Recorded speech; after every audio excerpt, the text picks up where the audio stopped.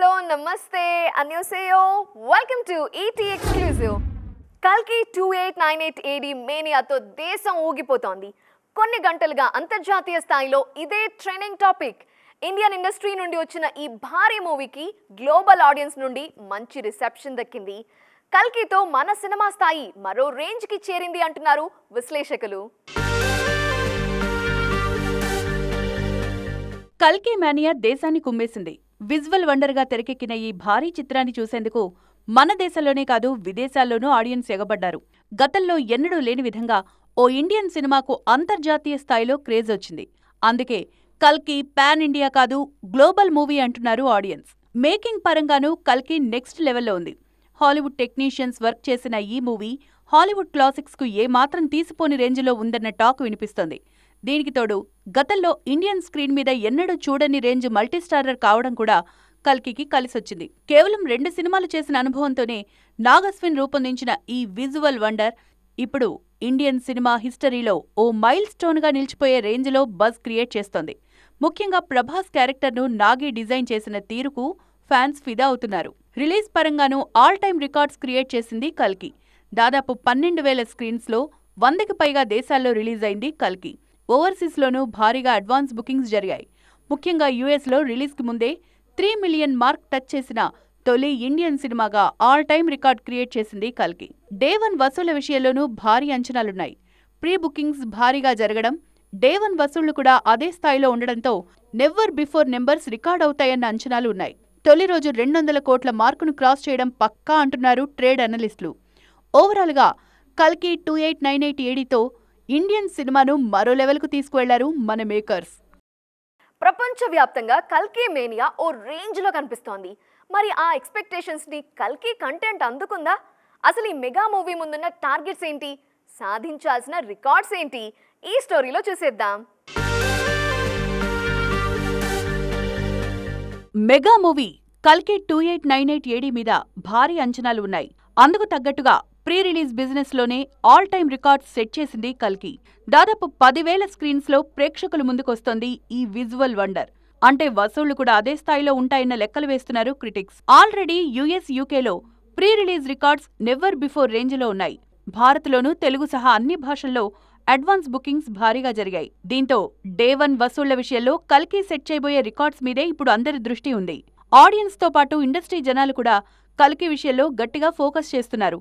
కేవలం 2 సినిమాల అనుభవం మాత్రమే ఉన్న నాగశ్విన్ ఇంత భారీ ప్రాజెక్టును ఎలా డీల్ చేశారు, అవుట్పుట్ ఎలా వచ్చింది అన్న విషయాలు తెలుసుకునేందుకు క్యూరియస్ గా ఎదురు చూస్తున్నారు. బాహుబలి సినిమా తర్వాత ప్రభాస్ కెరియర్ లో ఆ రేంజ్ హిట్ మళ్లీ రాలేదు. సలార్ బిగ్ హిట్ అయినా రికార్డులు బ్రేక్ చేసే రేంజ్ లో మాత్రం కాదు. దీంతో కల్కితో అయినా ఆ కొరత తీరుతుందా అని ఆసక్తిగా ఎదురు చూస్తున్నారు డార్లింగ్ డైహార్డ్ ఫ్యాన్స్. ఒకప్పుడు ఇండియన్ సినిమాకి ఆస్కార్ బరిలో ఎంట్రీ దొరుకుతుందా అని ఎదురు చూసేవాళ్ళం. అలాంటిది ఇప్పుడు ఆస్కార్ అకాడమీ జ్యూరీలో మన వాళ్ళు సభ్యులుగా ఎంపికయ్యే స్థాయికొచ్చారు. తాజాగా అకాడమీ జ్యూరీ ప్రకటించిన సభ్యుల లిస్టులో ఇండియన్ స్టార్స్కి స్థానం దక్కింది.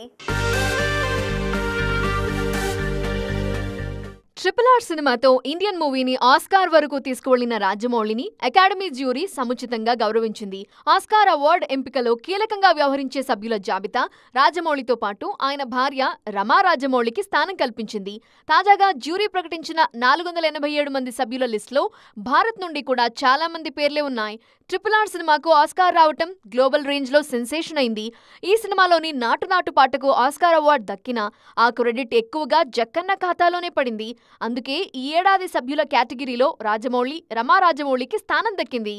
దర్శకుల కేటగిరీలో రాజమౌళి, కాస్ట్యూమ్స్ డిజైన్ విభాగంలో రమా రాజమౌళి సభ్యులుగా ఎంపికయ్యారు.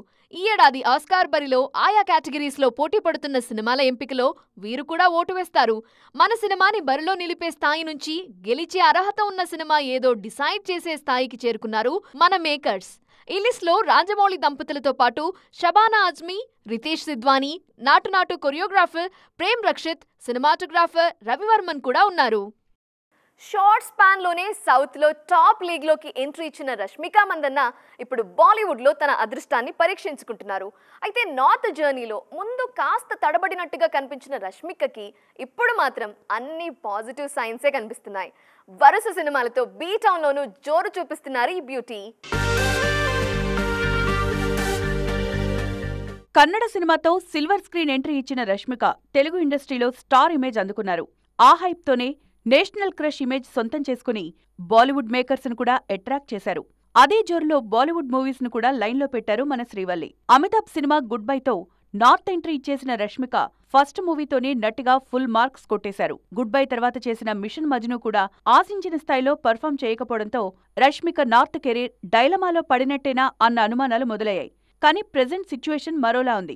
యానిమల్ సక్సెస్ తర్వాత రష్మిక బాలీవుడ్ లోనూ మోస్ట్ వాంటెడ్ గా మారిపోయారు. రీసెంట్ గా బాలీవుడ్ లో క్రేజీ ప్రాజెక్ట్స్ సైన్ చేశారు ఈ బ్యూటీ. సల్మాన్ ఖాన్ హీరోగా మురుగదాస్ దర్శకత్వంలో తెరకెక్కుతున్న సికిందర్ తో పాటు విక్కీ కౌశల్ కు జంటగా చావా మూవీలో నటిస్తున్నారు. తాజాగా మరో సినిమాకు గ్రీన్ సిగ్నల్ ఇచ్చారు ఈ బ్యూటీ.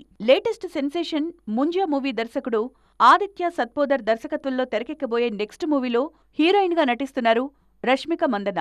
రష్మిక నటిస్తోన్న హారర్ మూవీకి వాంపైర్స్ ఆఫ్ విజయనగర్ అనే టైటిల్ పరిశీలిస్తున్నారు మేకర్స్. ఆయుష్మాన్ ఖురానా హీరోగా నటించే అవకాశం ఉంది. ప్రస్తుతం స్క్రిప్ట్ స్టేజ్లో ఉన్న ఈ సినిమాకు సంబంధించి అధికారిక ప్రకటన త్వరలో వెలువడనుంది. కమీడియన్లు హీరోలుగా సక్సెస్ అయిన దాఖలాలు చాలా తక్కువ. కామెడీ జాన్రా నుండి హీరో టర్న్ తీసుకున్న వాళ్ళు ఎక్కువగా కామెడీ హీరో లేదా మాస్ హీరో అనిపించుకుంటారు. కానీ నటుడిగా మార్కులు సాధించడం మాత్రం కష్టం. ఇలాంటి రేర్ ఫీట్ ని అచీవ్ చేసేందుకు కష్టపడుతున్నారు ఓ యువ నటుడు.